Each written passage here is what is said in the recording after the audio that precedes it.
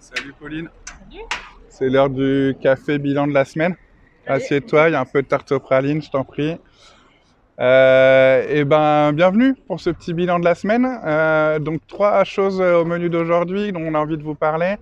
Le forum sport santé métropolitain, les îlots sportifs dans la métropole et cette quinzaine où on a accueilli sur notre territoire la Coupe du Monde de rugby 2023. Si ça vous va, c'est parti. D'abord, les îlots sportifs métropolitains. Alors, qu'est-ce qu'il y a derrière ce nom qui fait un petit peu rêver? Justement, un espace un peu protégé.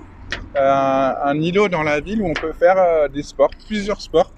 L'idée, c'est pas avoir un espace où on a que un city stade ou que un basket 3-3. Ils peuvent être là, mais avec d'autres ateliers sportifs et aussi des endroits un petit peu de détente, un petit peu famille, des endroits aussi où les gens se l'approprieront comme ils le souhaitent. Puis des petites zones chill, là, comme disent les jeunes. Ces espaces-là, ils doivent être le plus possible dans les quartiers, au pied des immeubles, de manière à de nouveau avoir une offre de présence publique, une offre d'activité pour les habitantes et les habitants de ce territoire. Ce que je voulais vous dire beaucoup aussi autour de ces îlots, c'est qu'on les a pensés comme inclusifs. Qu'est-ce que ça veut dire? Ça veut dire en fait qu'on ne veut pas qu'il y ait un seul groupe social qui fasse vivre cet endroit. On veut qu'il y ait des jeunes hommes, mais aussi des jeunes filles, ou alors des jeunes hommes, mais aussi des personnes plus âgées ou des familles. On veut également qu'il y ait une mixité de public et de sportifs et de disciplines la plus grande possible.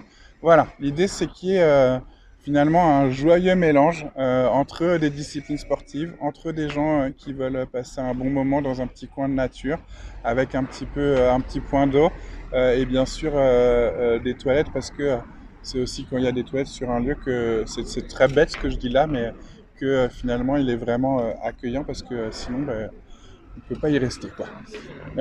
Et donc pour ça on a pris un bureau d'études, c'est ce que j'ai souhaité qu'on fasse de manière à ce qu'il y ait des gens qui se plongent dans les espaces déjà existants et qui regardent pourquoi et comment des espaces de sport peuvent être appropriés par un groupe de jeunes femmes. Et on a regardé ça notamment auprès des jeunes femmes qui dansent tous les jours devant la métropole pour leur demander pourquoi elles se sentaient bien ici, pourquoi moi ailleurs. Et ça donnera des clés à ceux qui devront concevoir ces espaces pour qu'ils soient ouverts à toutes et tous. Voilà, donc vous voyez là l'esprit avec lequel on travailler sur un droit fondamental au sport, permettre à toutes et tous d'y accéder et travailler sur le lien direct avec l'habitant pour pas faire quelque chose de descendant, travailler depuis des bureaux déconnectés d'une forme de réalité. Deuxième sujet dont on parle, c'est peut-être le forum sport santé. C'est quoi le forum sport santé? C'était 20 clubs qui proposent en fait des activités à des personnes qui sont soit atteintes d'une maladie chronique, soit qui sont porteurs d'un handicap physique ou mental, visible ou invisible. Et cette idée, c'est de faire se rencontrer la sphère du sport avec la sphère des établissements médico-sociaux ou de cette demande sociale pour ces personnes-là. Mais cette rencontre-là, elle n'est pas naturelle, elle n'est pas innée, elle est même plutôt difficile dans le labyrinthe urbain, dans le labyrinthe administratif, et il faut la construire. Et donc pour la construire, on a lancé ce qu'on appelle le réseau métropolitain du sport santé, qui a deux pierres angulaires. Première pierre angulaire, ce forum qui permet aux gens de se rencontrer, aux clubs de sport qui sont investis dans ce souhait d'accueillir ce public-là, la possibilité de rencontrer ce public. Et une deuxième pierre angulaire, c'est des moyens. Et donc du coup, à tous ceux qui ont des initiatives, à tous ces habitants qui veulent créer une association, des créneaux d'activité, à tous les clubs qui veulent renforcer la présence d'éducateurs qui sont formés au sport santé ou au sport adapté, eh bien, on leur donne des moyens à travers un appel à projet chaque année qui est doté de 250 000 euros. Un jour, je vous en dirai plus un peu dans une autre vidéo sur quels sont les trois marqueurs avec lesquels on travaille le sport santé et adapté, mais vous verrez, c'est très intéressant, c'est très complémentaire du sport de compétition et je pense qu'il ne faut surtout pas opposer les deux. C'est les deux pièces de deux faces d'une même pièce ou les deux pièces d'un même puzzle. C'est toi qui choisiras ce que tu laisses, Pauline, de cette magnifique métaphore. Et troisième sujet, c'était l'accueil de la Coupe du Monde de rugby. Alors, cet accueil-là, vous savez, c'est des grosses machines nationales, internationales avec des sponsorings décidés parfois très longtemps à l'avance. Moi, la manière avec laquelle j'ai voulu qu'on travaille ça, c'était d'intégrer le maximum cette compétition avec nos valeurs. Alors parfois, on va pas se le cacher, hein, c'est des pansements, hein, sur une organisation qu'on pourrait revoir.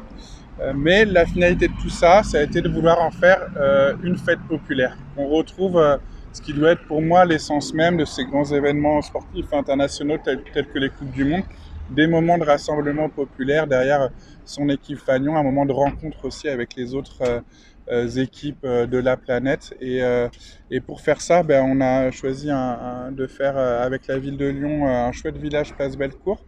On a choisi aussi de faire un tournoi national des quartiers qui proposait à des MJC ou des centres sociaux de venir faire des petits ateliers sport, de venir découvrir le rugby, d'aller à la découverte du loup rugby, et puis ensuite d'aller dans le stade justement supporter leur équipe favorite. Et cet accès au stade, voilà, qui est parfois en fait l'accès à une citadelle qui laisse sur le pas de la porte ceux qui n'en ont pas les moyens. Pour cette Coupe du Monde, on a voulu l'ouvrir au maximum possible. Et donc on a fait une billetterie de plus de 3000 places sociales qui sont venus au stade, qui ont franchi ces portes-là et qui ont pu vivre ce que c'est qu'un match de Coupe du Monde. Et ça nous a donné vraiment, en fait, ça a donné la meilleure ambiance d'ailleurs du stade le jour où ça s'est fait, parce qu'il y avait énormément d'enfants, il y avait énormément j'allais dire, de personnes d'émerveillement, et puis des encouragements qui étaient magnifiques. Et là, on ne cesse d'avoir la reconnaissance, des petites lettres de remerciement. On va en faire un book pour vous les partager, je vous montrerai tout ça. Voilà, j'espère vous avoir montrer un petit peu la réalité quotidienne. On fera d'autres vidéos pour que je vous redonne un petit peu le sens politique qui sous-tend toutes ces actions. Mais ça vous donne une idée de 3 actions que j'ai menées sur ces 15 derniers jours en tant que vice-président au sport. Et n'hésitez pas, c'est un format nouveau qu'on relance avec Pauline. Donc on est totalement ouvert aux suggestions, on est totalement ouvert à ce qu'on pourrait améliorer, à ce qui est bien, ce qui est moins bien. Partagez-nous tout ce qui vous, voilà, toutes vos réactions, on les prenait.